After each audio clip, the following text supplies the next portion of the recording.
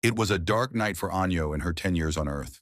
Her grandfather had not come close to her or touched her for once, and the first time he came close was to hurt her in this way.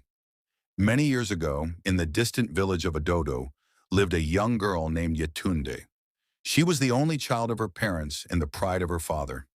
She was well behaved and always reminded by her mother to be on her best behavior and not bring shame to herself and the family. While Yatunde's mother, Fian, was strict and monitored her closely, her father, Adola, was very soft with her. He saw no wrong in her at all and was always quick to give her whatever she wanted. He had great plans for her and wanted her to be a medical doctor in the big city when she grew up. Yetunde was 16 years old when she finished secondary school, and her father was already making plans for her to get admission into the university. He was saving up money to that effect and would even sell his properties to ensure his daughter went to the university. Yetunde, on her part, was an intelligent and well-behaved girl who worked toward the big dream and wanted to make her father proud. She had a friend named Jay, who was also a boy of her age. They had both finished secondary school, and while Yetunde wanted to study medicine, Jay wanted to study law. However, Jay had an aunt abroad who had promised to help him study overseas, and he was hopeful toward that. Fian had noticed the closeness between Yetunde and Jay, and she felt uncomfortable with it.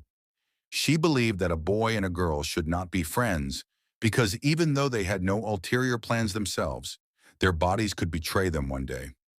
She told Yatunde, "My lovely child, the pride of her father, our future medical doctor. I know you are smart and not wayward. You have always made me and your father proud, and we are happy to have you as our child. However, there is something I must bring to your attention. It is about your friendship with Jay. I know he's just your good friend with no strings attached, but you have to be careful.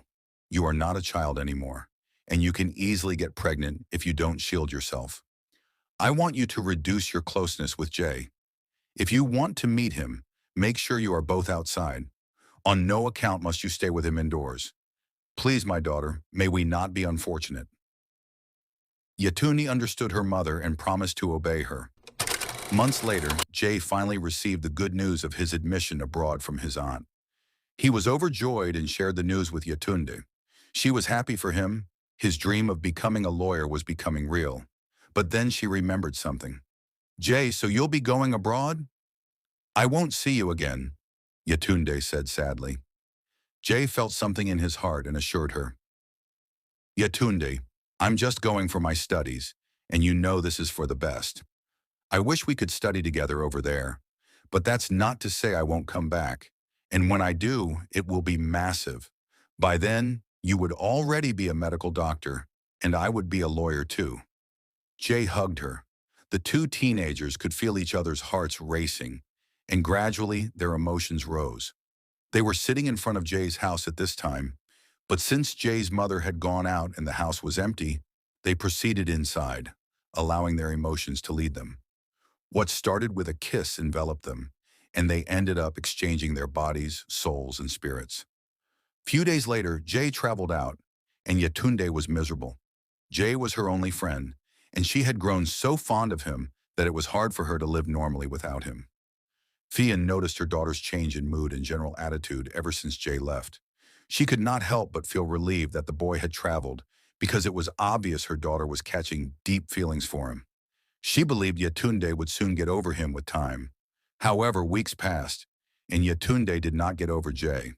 She remained indoors, lost her natural liveliness, and even lost her appetite. Fian found it strange and grew irritated by her daughter's behavior.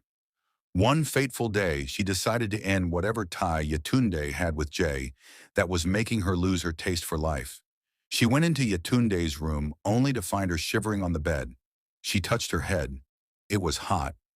Filled with shock and fear, Fian quickly rushed Yatunde to the hospital. Adola was not at home that morning, as he had gone out earlier for his business.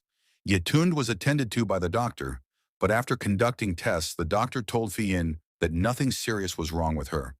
It was just early pregnancy symptoms. Fian seemed not to have heard clearly and asked the doctor to repeat himself. "Madam, your daughter is pregnant, and she needs extra care and nutrition now." Fian heard it loud and clear this time, but it dropped like a bomb in her heart. She turned to look at Yatunde, who was already crying. Still in disbelief, Fian took Yatunde to another hospital. It was then that reality dawned on her. Her golden daughter had eaten the forbidden fruit. Fian quietly went home, unable to say a word to Yatunde, who followed slowly behind. They got home, and Fian still could not recover from the shock enough to react. She dropped the pregnancy report on the center table in the living room while Yatunde knelt in a corner, crying and wringing her hands. Adola returned home at that time, filled with excitement and triumph because he had just gotten news that Yatunde had been admitted to study medicine at the Federal University. As he entered the house, his excitement faded into suspicion and curiosity. He saw his wife sitting, looking lost and lifeless, while his daughter knelt in a corner, crying like someone caught stealing. "Fian, what is the matter? Are you mourning someone or what?" Fian could not speak. She just looked at her husband, picked up the pregnancy report, and handed it to him. Adola opened it and read curiously. As his eyes caught the word positive in the results, he flung the paper away and thundered, "Can someone tell me what is going on here? What is the meaning of that result?" Fian finally spoke up. "Baba, our daughter is pregnant." The news dropped like a bomb on him. He had come in excitedly to share the news of her university admission, only to be greeted with the news of her pregnancy. "No, you don't know what you're saying. It can't be my Yatunde." Adola went to Yatunde and bent over her. "Tell me what your mother said is a lie," he demanded, looking deep into her eyes. Yatunde could not meet his gaze and bent her head down. She could not speak, only cried louder. Adola felt rage growing in him. He suddenly pulled Yatunde up. "Who did this to you? Answer me before I strangle you." Yatunde swallowed hard and stuttered. It's Jay." Adola staggered backward while Fian screamed, "Ah, I knew it! I saw this coming, and I warned you. Ah, you have killed me." At that point, Adola forcefully dragged Yatunde out and headed for Jay's house. They met Jay's mother at home, and Adola told her, "I've brought the goods your son ordered. Your son got her pregnant, so I have brought her to you. She is now yours." With that, Adola left Yatunde there. Jay's mother immediately chased Yatunde away, shouting, "Leave with your bad luck! You want to spoil my son's life? Thank God he's not even around." Yatunde ran out of the compound, crying bitterly. She was filled with deep regret and wished she had not been carried away by her emotions. She had not planned for this and knew she had hurt her father deeply. She could not bring herself to go home that night and slept outside in front of the house. Fian and Adola were gloomy. It was as if they were mourning the loss of a loved one. Each kept to themselves. The next morning, as soon as Fian stepped outside, Yatunde fell to her knees, crying and begging. "Mother, please forgive me. I am sorry. I know I have disappointed you. Please don't throw me away." Fian was moved with pity. The deed had been done, and nothing could reverse it. She told Yatunde to wait while she begged her father on her behalf. Fian went inside and knelt before Adola, pleading for him to forgive their daughter and give her a second chance. Adola was heartbroken. "Why did Yatunde do this to me? I gave her all the love a father could. I had good plans for her. I had just gotten news of her university admission. Now what is the use of that? She has spoiled everything." Fian replied, "My husband, I am sure we can still find a way out of this. What she did is heartbreaking, but I believe she has learned her lesson. She will face the consequences, but please let us give her a second chance." Adola thought for a while before speaking. "I can defer her admission for a year. By then, she must have given birth, and she can go to the university, but she must go with her baby. She will bear the consequences herself." Fian was grateful. She brought Yatunde inside, and Yatunde apologized to her father, promising to still become a doctor despite the situation. Adola forgave her and welcomed her back. Yatunde was cared for by her parents, constantly reminding herself of her resolve to correct her mistakes. She was determined to make her father proud again. Months later, Yatunde went into labor and was rushed to the hospital. She gave birth to a baby girl but suffered complications from teenage pregnancy and died immediately after. Adola was shattered. His hope of redemption was gone. Fian cried her eyes out but had to stay strong to care for her granddaughter. Adola could not bear the tragedy. Yatunde was his only child, his pride. Even after her mistake, she could have risen again. But now death had taken her. If only she had not gotten pregnant. If only. Then Adola remembered. That child was the cause of his daughter's death. He stormed into the room where the baby lay. "You cursed child! You killed my precious daughter! Why didn't you die instead? You are wicked!" Fian, who had been in the kitchen, rushed in and saw Adola looking at the baby as if he wanted to kill her. She immediately carried the child, protecting her from Adola's rage. But Adola never came around. He grew worse, drinking every night, his life losing all meaning. Fian named her granddaughter Ino and cared for her, constantly reminded that Yatunde had left a part of herself in Ino. She shielded Ino from Adola's hatred.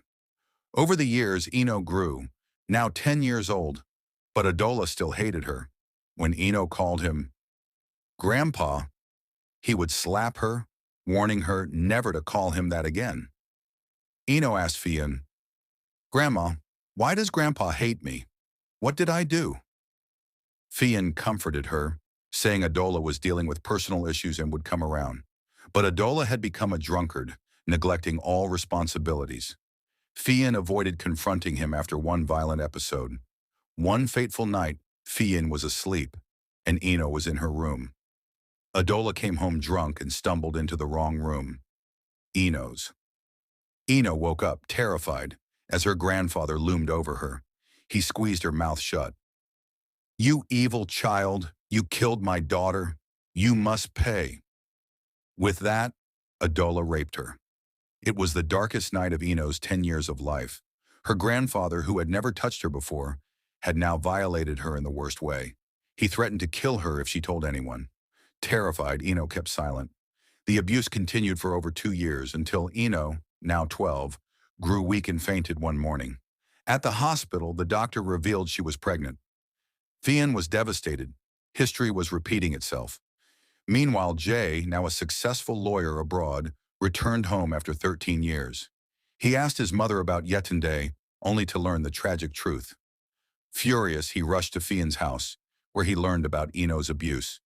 Ino in the hospital finally confessed. It was Grandpa. Jay and Fian confronted Adola, who drunkenly admitted his crimes. In a rage, Adola attacked Jay but fell and died from liver failure caused by years of drinking. Ino's pregnancy was ectopic and had to be terminated to save her life. Jay, filled with guilt and determination, took Fian and Ino abroad. He vowed to honor Yatunde by raising Ino with love. Years later, Ino, now a medical doctor, fulfilled Yatunde's dream, bringing joy to her father and grandmother. Moral: teenage pregnancy carries severe risks. Child abuse leaves lifelong scars. Forgiveness and second chances can heal broken families. Vengeance destroys both the victim and the perpetrator.